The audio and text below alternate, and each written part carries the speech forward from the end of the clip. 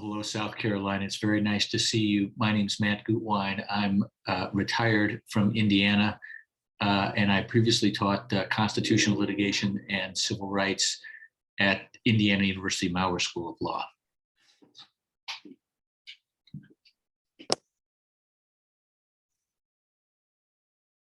Maybe you guys can introduce yourselves and your teacher. Awesome. So I'm Grant Van Patten. I'm a senior at Wilson Hall, and we're here with Tom O'Hare, the great wise player competing for Wilson Hall in South Carolina. I'm Grayson Coker, and I'm also a senior at Wilson Hall. Great. Well, this afternoon we will be doing question number 2, which reads as follows. A Bill of Rights is what the people are entitled to against every government on earth, general or particular, and what no just government should refuse or rest on interference. Do you agree or disagree with Thomas Jefferson? What are the advantages and disadvantages of a national Bill of Rights as compared to state bills of rights? What are the differences between positive and negative rights, and which are more important to the preservation of liberty? You may begin. Awesome.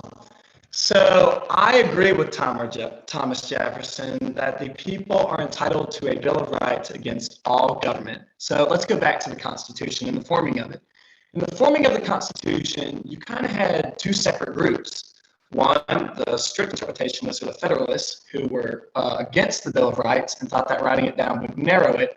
And one, the more loose interpretationalists, who thought that it was essential to write it down because in writing it down, you're guaranteeing that those rights are not going to be infringed upon. And I 100% agree with Thomas Jefferson and the loose interpretationalists. I think that it is absolutely fundamental that you write down your rights because there's almost no excuse for a government to bypass those rights if they're written down. I think that the Bill of Rights and these human rights help form the basis of our government that we have. And I just think that it's absolutely fundamental that you write these rights down. I don't think in any way that it narrows the rights that you have because you have the amendment process and you can always add on. But I think the Bill of Rights in general is fundamental, and I think that you need to have those rights written down in order to not have the government. As for advantages and disadvantages, there are many advantages and disadvantages of a National Bill of Rights. To start, a National Bill of Rights unites the country under one set of main rules. And since it is only one, it can protect individual rights as well as protecting minorities. It additionally is easier to rule in court cases because of one Bill of Rights. Because one Bill of Rights, in contrast to many different Bill of Rights, would help to make it easier for them to have one ruling for each, for any issue. Instead of having 50 different Bills of Rights you're having to deal with. And so if there wasn't a national one, different cases may have contradictory rulings to each other in similar cases. Along with this, many rights may be excluded in different states' Bill of Rights if there wasn't a national one.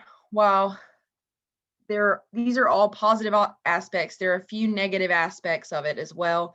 Many states have different circumstances and situations that other states don't have to deal with. And because of this, one main Bill of Rights may exclude some states' particular issues and not address their needs. And along with this, National Bill of Rights is much harder for people to get different new ideas incorporated because you're having to deal with 50 different states. And so it's kind of hard to get portions of it changed whenever you're dealing with the whole United States in it. And individual state Bill of Rights would be able to maybe incorporate people's voices easier and have their voices heard more easily. Yeah, so let's talk about positive and negative rights. So I think this is super interesting. So positive rights are basically the rights that are almost given and guaranteed to you. So like we could go back to like the Sixth Amendment, which, in Gideon versus Wainwright, that guarantees you to a lawyer. Or we go to the Seventh Amendment, which guarantees you to a trial by jury in, most common cases. These are rights that are given to you by the government versus negative rights are almost like limitations on what the government can and can't do.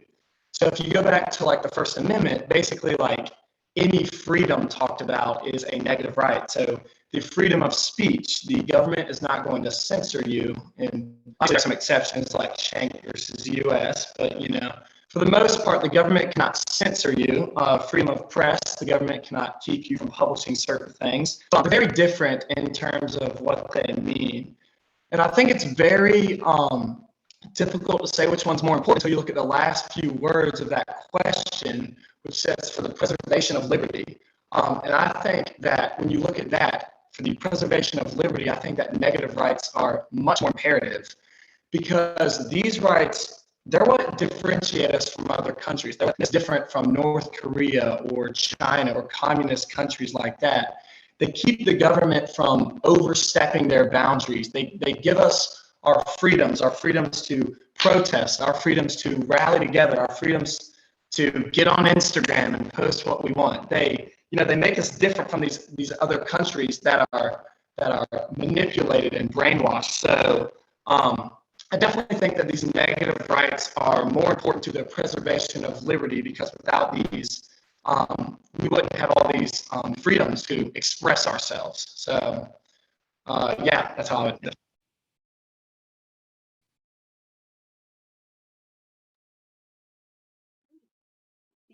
Thank you very much. Were you all done? The students? Okay, great. I think so. We'll have a couple of follow-up questions then. Let's start off by talking about the rights that are in the Bill of Rights. You all did a very good job of kind of listing those out and discussing those. And discussing the importance that these are rights that we have as individuals. But there are times when there are limits on those rights that are listed in the Bill of Rights. So what limits should be placed, if any? And if there is a limit that is placed or is proposed, say, by a state legislature, how should a court interpret what limits to the Bill of Rights are okay and what limits might not be okay? That's a great question. So it's very difficult because you don't you want to stand true to the rights that our Bill of Rights gives us, but like every situation, there's different circumstances. So like in Shank versus U.S. that I slightly mentioned earlier, there was the case of a clear and present danger, and this is when the courts had to limit it. And it's difficult because you don't, like I said, you don't want to censor anybody, but there's almost like a have to have with the Supreme Court, with the highest court in the land, that they're going to make the right decision. Like we could go to different circumstances, like when the court didn't side with someone. So when Nixon in the Pentagon Papers, Nixon got in a lot of trouble and he tried to say that we couldn't release those because of national security. But the court said, no, that's not national security. That is completely fine for us to release. So you really, there's a lot of different circumstances and you really just kind of have to trust the courts because it is their job to interpret the law. So that's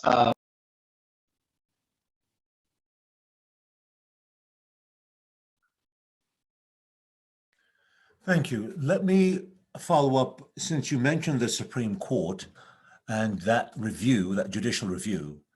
Have the courts always gotten it right? If not, can you think of any cases that would suggest that the court did not, but then corrected itself later? Yeah, so I think judicial review is very imperative. So we can go back to a very commonly brought up case, Plessy versus Ferguson, right? So we have discrimination in schools, public schools across the nation.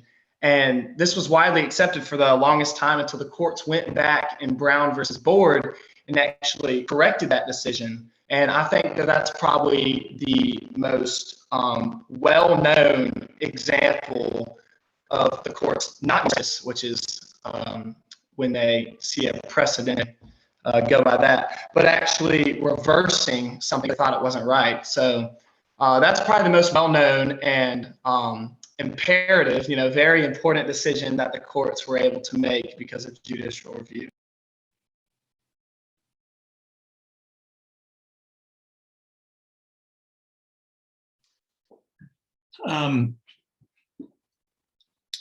You've talked about the rights that are laid out in the Constitution. The Supreme Court has recognized many rights that are not explicitly found in the language of the Constitution.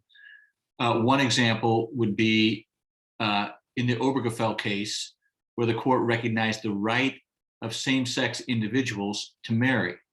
Nothing in the language of the Constitution says anything about that. So when is it appropriate for the court to recognize new rights that don't have a basis in the text of the Constitution? Grace, well, never mind. Yeah.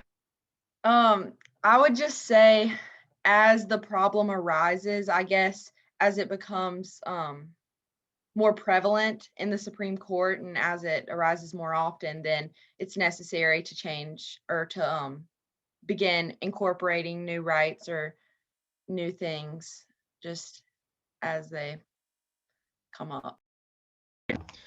Yeah, and I would say that's kind of the beauty of the Ninth Amendment. The Ninth Amendment states that basically, like, yeah, we have a lot of rights listed here, but we're not going to have all of them.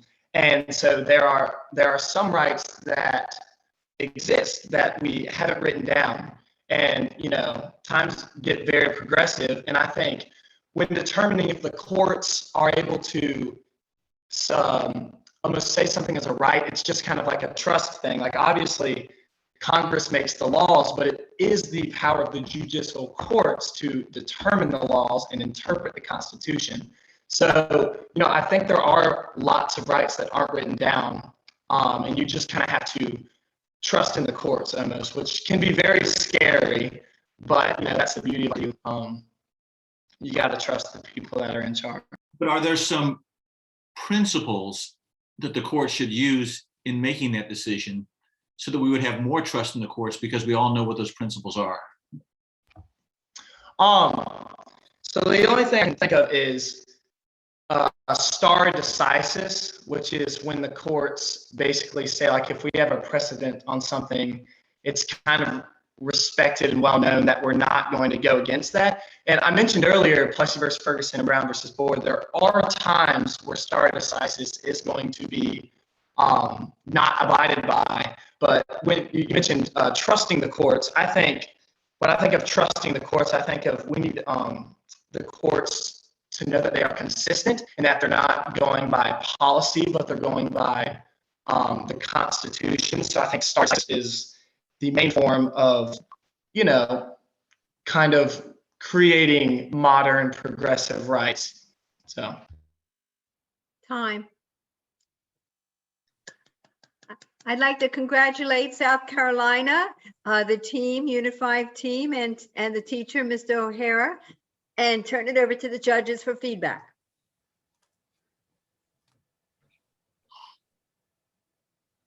You're muted, Senator.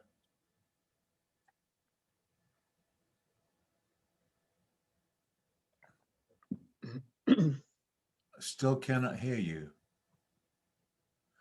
Okay, thank you. I read her lips and she said, go ahead. Nice job. You made it quite conversational, which is a different approach, but that was enjoyable. I appreciate the case authority that you cited and the comfort with which you were able to just pull those up. You also mentioned in terms of the trust in the court, which is a wonderful and important concept, and good mention of US v. Nixon, where limitations and different things have occurred. So nice job. Yeah, I also really enjoyed your performance. Really, I think, nice presentation up front in discussing the reason why we would have a written Bill of Rights, because there are real advantages to simply writing it down and not trusting the government. And I thought that was very powerful. I thought your discussion of the positives and negatives of having different states have rights I thought was really well done too. Nice reference to Schenck, really good reference to the Ninth Amendment, which I thought was really excellent done. And I thought it's ending with stare decisis, which is sort of that's the sort of backbone of our trust in the courts, right? The courts will be fair and predictable and reasonable is stare decisis, but then also recognize there are times, very important times, when other values give way to stare decisis, and Brown versus the board is probably the most famous example. So I thought it was a very, very well done presentation.